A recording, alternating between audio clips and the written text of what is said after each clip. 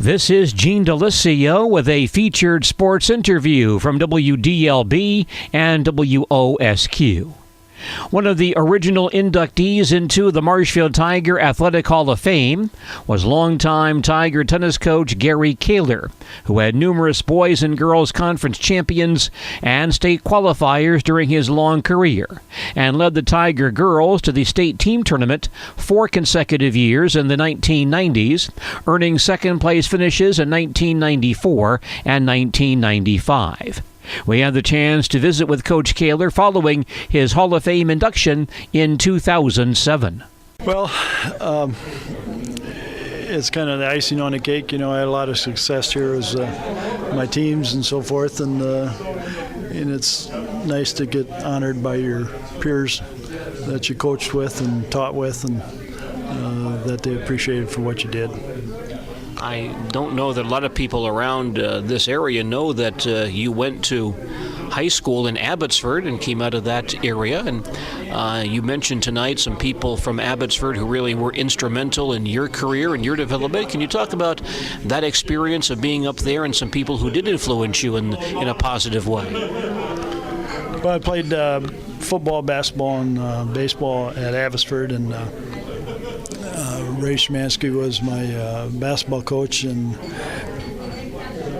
I was on the kind of the hamburger squad. I only dressed for one game. I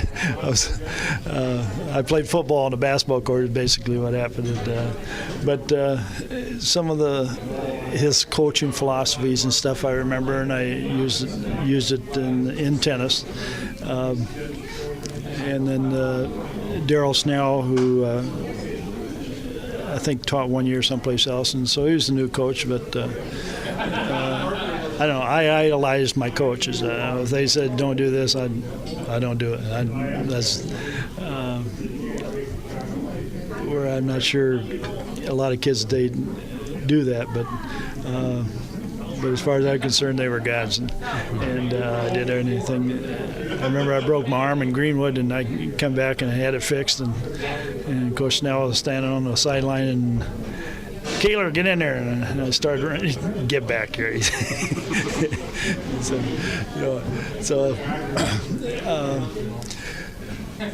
So I still see him now and then. He left Abbotsford and went up to Spooner and was principal and football coach up there from there. So the high school coaches, and Daryl thought I was going to play college football, and that's mainly why I went to college, was to play football. Tell us about your college football career. Well,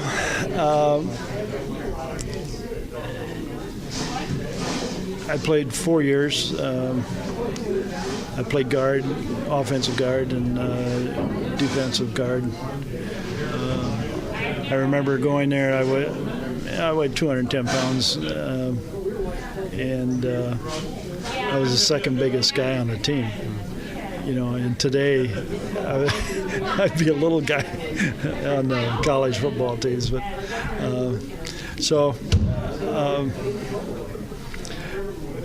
do you really want to hear about the unique experience I had?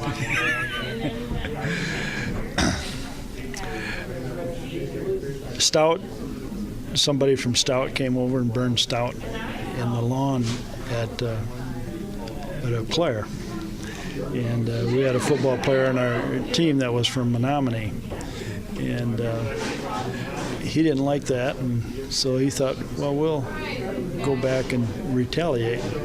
So after practice one night, he got a bunch of his guys together, and we went over to Menominee, and he had some buddies over there, and we went over to a gravel pit, and they had a pickup truck, and we had 13 football players and 2 milk cans full of gas and 2 torches, and it was their homecoming, and we were going to start their bonfire on before they wanted to start it. So we go. I've never been to Menominee in my life. I don't know where I'm at.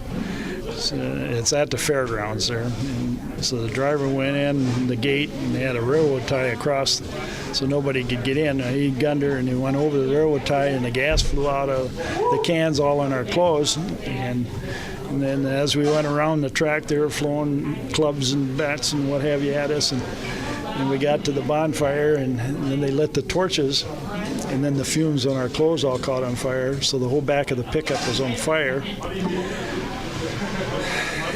And the guy in the pickup's just still going down the road, and my pants was on fire, so I had to jump off the truck. And I started running, and my pants was on. And they finally caught me and threw me down, and one guy was going to hit me over the head with a pipe wrench, and somebody finally came to their senses and said, well, get his fire out of his pants. And so they took my pants off. So and then they called the ambulance, and they take us to the hospital. I spent a week in Menominee in the hospital and a week in Wausau in the hospital. And the two guys that had the torches, one had 60% of his body burned, and the other one, I forget how much. But so that was my Zorn, and Coach Rice came over, and I thought, well, I'm done with college now, and I'll never play football again. And they said, well, when you get well, come on back, and we'll let you back into college. So I'm indebted to them for doing that. And when I got back to college, I pretty much put my nose to the grindstone. Well, tell us the circumstances that brought you to Marshfield. Well, when I played for a driver ed job in assistant football in March or April, and then they wrote back and said that job was full. And so I applied around, and then in July, a head football job opened up in social studies, and of course I was looking for a job, so I sent my application, and I don't know, Gene, if you remember, Frank Stotts got that job, and his son was the coach of the Milwaukee Bucks that just got fired last year, but he's the one that got the job, and so they wrote back and said that's filled, but we got drivers ed assistant football open. And I interviewed for that, and they said, oh, you want the job? And I said, yeah. And in our first coaches meeting, Bob King asked if anybody wanted to coach tennis. And I said, well, I've had it 2 weeks in Fayette class, and he said, that's good enough, and the job's yours. So they had boys tennis 2 years before I started, and they hadn't won a match. And my first year, we beat Merrill 5-4 twice, and that was our first 2 wins. And I think over the next 35 years, I had one other losing season in tennis. Before we get to tennis, let's talk about your football coaching career that lasted for several years. What was it like being an assistant football coach back in that era at Marshfield High School? Well, I know we didn't have as many coaches as they do today. When I first came, Dave Hotard was a coach, and Dick Hooter was assistant coach. And then our next year, Hotard, I think, went to coach at UW Stout, and Paul Richards came from Minnesota, and Ken Zittleman and I and Dick Hooter were the assistants, and we never won a game in 3 years. So, of course, Columbus is strong, and they got a lot of football players, and they took a couple of ours that were our all-conference players, and so that wasn't. So I know about losing, and that wasn't a pleasant experience. And they made a change to get Jensen, and Denny Myers came, and Bill Fergie came. And they kind of cleaned house, but I stuck with tennis. And I want to ask about your plan for tennis, because here you are coaching a sport you really didn't have a lot of experience in. What was the game plan that you had to be successful and build a program in a sport that you really didn't know all that much about? Well, I knew you had to be a good sportsman. Tennis was a gentleman's game, and we were going to play it that way. I went to some coaches' clinics and did a lot of reading, and so because I didn't play tennis myself, I also had so I taught myself, and as well as coaching. But as the years and you look back, you can coach, I think, most any sports. It's the good coaches. What do? They're pretty calm. Most of the good coaches are laid back. They're not yellers. Most of the good coaches don't have big egos where their ego gets in the way of the kids, where I'm first and then the kids are second. And so that's an attitude kind of thing. And so that's basically what I did. And I think my coaches that I've had previously instilled that kind of philosophy, and it worked for me. So I know they always kid me, and I said, well, don't overcoach, you know. And if you got good athletes like Tammy Meyer and Tammy Echo, and you know, if you tell them too much, just let their athletic ability go, and they'll be a winner for you. Was it difficult for you to learn the fundamentals of the game? You know, it's one thing to be able to be laid back and have that nice attitude, but in terms of why is this kid not hitting the ball well, or not, their footwork is wrong, was it difficult for you to learn those technical points of the game? No, I seemed like I could pick things out pretty easy, and I don't know why. I can pretty much look at a player and see what's wrong, and then I guess my philosophy is I never thought I knew everything about it, so I always kept reading and learning and going to clinics, and after a while you know a lot about it, but you can always pick up a drill, or you can always pick up something, and so I think that helped a lot in me developing as a coach. After a number of years of good success as the boys coach, they asked you also to start the girls program. And what was it like beginning a girls program from scratch here? Well, they had, I think, girls tennis 1 or 2 years before I started. They had it as an intramural or type program, and she was a Spanish teacher, I think, that did the program, and then she left town, and then they asked me if I wanted to do it, and I said sure. And so we started in 1977. We lost our first match to Nina, or no, I think it was Appleton, one of those schools over there. And then we came back, and I think we won 65 consecutive dual meets in a row after that first loss. So that was quite a run. Do you recall, it's got to be so difficult over 35 years to pick out some of the highlights, but are there any things or any experiences that stand out in your years as the Tiger tennis coach? Boys, the thing that we were so close so many years to winning the conference championship. Wausau East was always tough, and when we won the first conference championship, I remember on court 3 at Brame Park, Jeff Hardiker and Pete Friedenberg won a tough match to give us a conference championship. Girls winning the second at the state tournament was definitely a highlight. As in previous years, they always had the team score was kept because of individuals playing, and once wrestling got away and got the team and some other sports, then we got tennis. Finally, we got where the team played each other's team, and of course that being from this area, we didn't have top players like Nicolay, and Whitefish Bay and those schools down there, but we always had depth.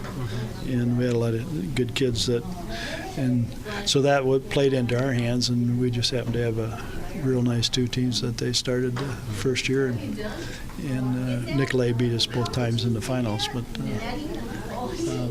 and then winning the sportsmanship trophy will go down in history as the first school to ever win the tennis sportsmanship trophy given out by Rural Insurance.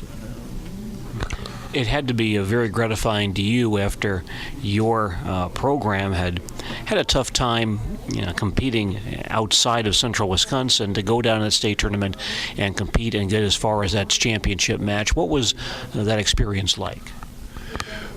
Well, I knew we had to go down and play those schools if we were going to get any recognition in the state seating committee.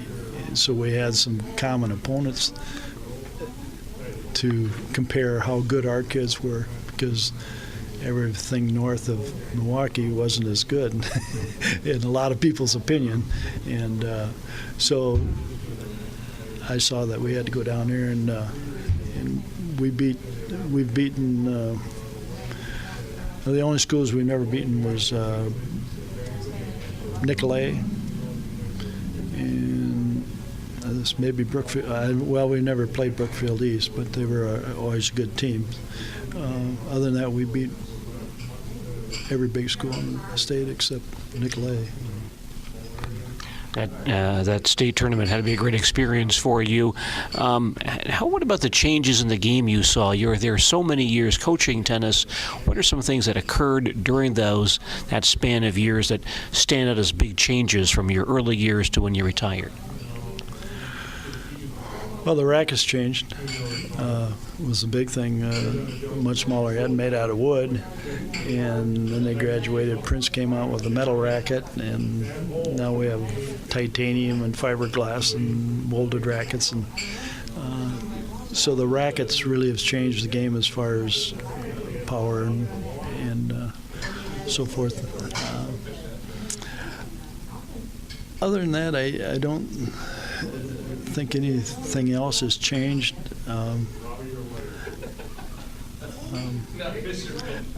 What's unique about the sport is the kids make their own calls. Where in other sports you have referees to make calls, and here your kids make the calls, and you'd be surprised how honest they are. And so I enjoyed that about the sport of tennis. You were always very quick to give a lot of credit to the other coaches in your program, especially Ken Swenson, for the success this program enjoyed. Can you talk about the people who did work for you and what they meant to this program's success? Yeah, Ken Swenson and Bill Davis were his junior high coaches, and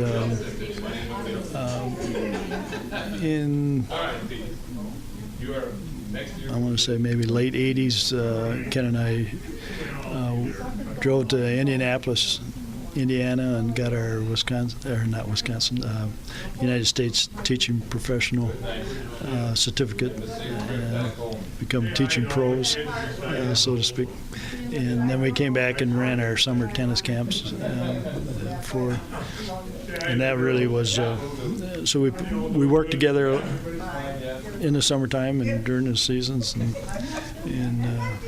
Jean's wife, or Ken's wife, Jean, kept us organized and on task, and the city tournaments we held. I started the Marshfield Open and Marshfield Close in the early 70s, and the more balls kids hit, the better they get. Pretty simple. One final question. When you finally gave it up after how many years, 35 years or so, coaching tennis, was it a difficult choice for you? Yeah. I coached 2 years after I retired from teaching, and I thought that would be the cat's meow, where you just coach and didn't have to teach every day. But after 2 years, I found not part of the school system anymore, and I wasn't with the kids in school, and it just didn't feel right anymore. So I thought it was time to leave. Veteran Marshfield Tiger tennis coach Gary Koehler, who was inducted into the Marshfield Tiger Athletic Hall of Fame in 2007. This is DeLisio for WDLB and WOSQ Sports.